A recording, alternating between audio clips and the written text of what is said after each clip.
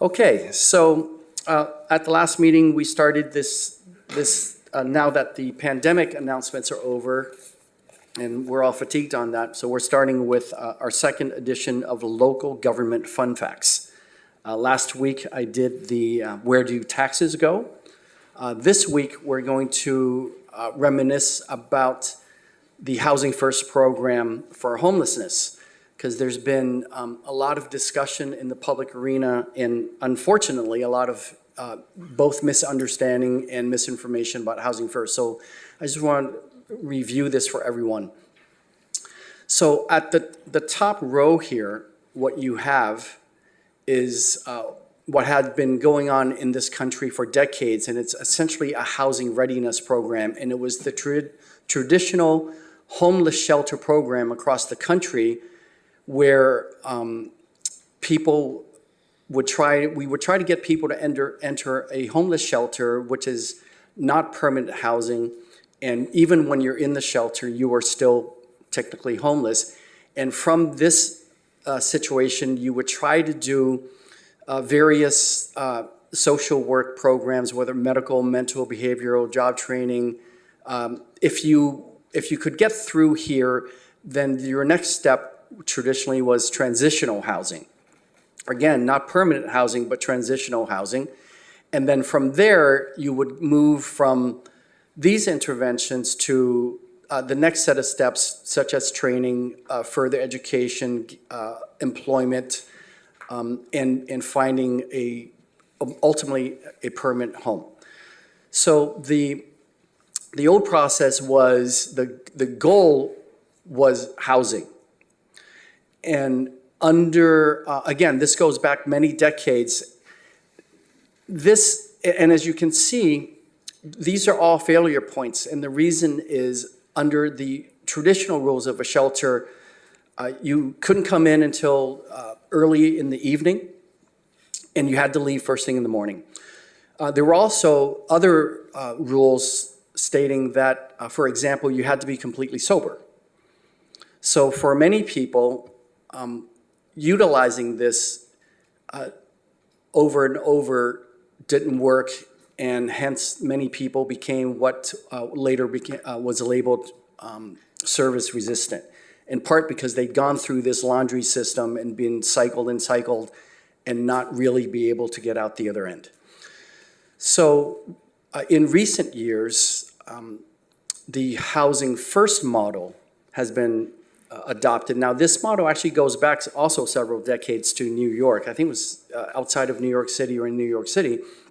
But in recent years, even HUD has adopted this approach. And all this says is that the house is not the goal, but it's succeeding all of these hurdles. And so you utilize the house as the first primary tool.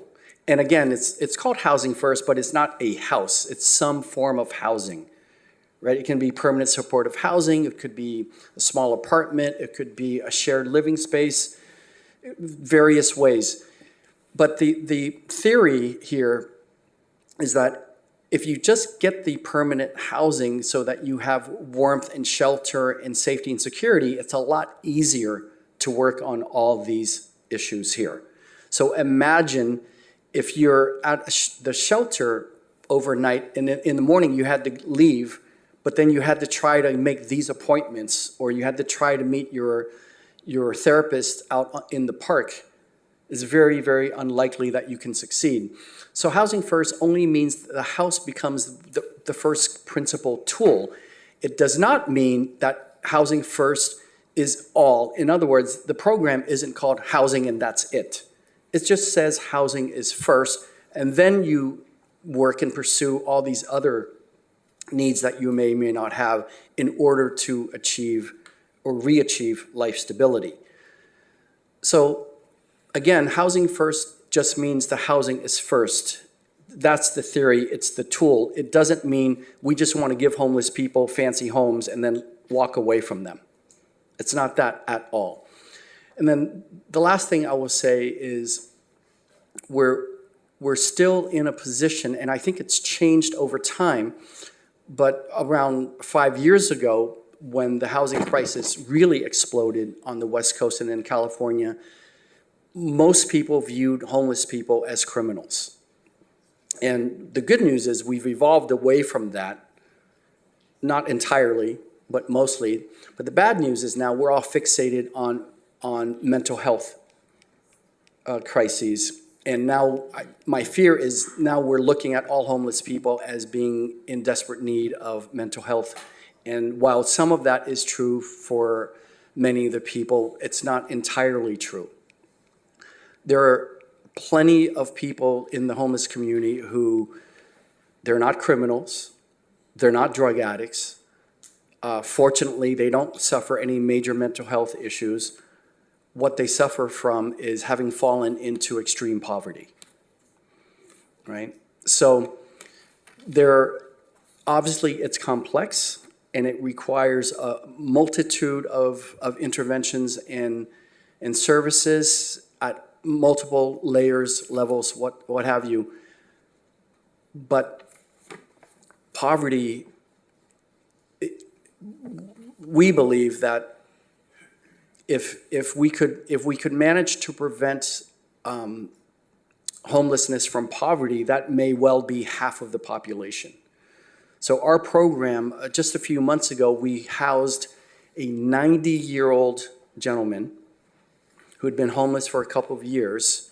He wasn't or isn't and wasn't a criminal, didn't have any drug addiction issues, didn't have mental health issues. When he lost his spouse a few years prior, their fixed income was reduced by half, so he lost their housing. He couch surfed with friends successfully for a few years, but eventually ended up homeless and into our system. Fortunately, we were able to find housing for him. But that's just one example of someone who doesn't fit the stereotype that the public seems to have or wants to have because it's convenient. So again, local government fun fact, housing first only means the housing is the first tool, the primary tool. It doesn't mean it's the only tool to address homelessness. Thank you.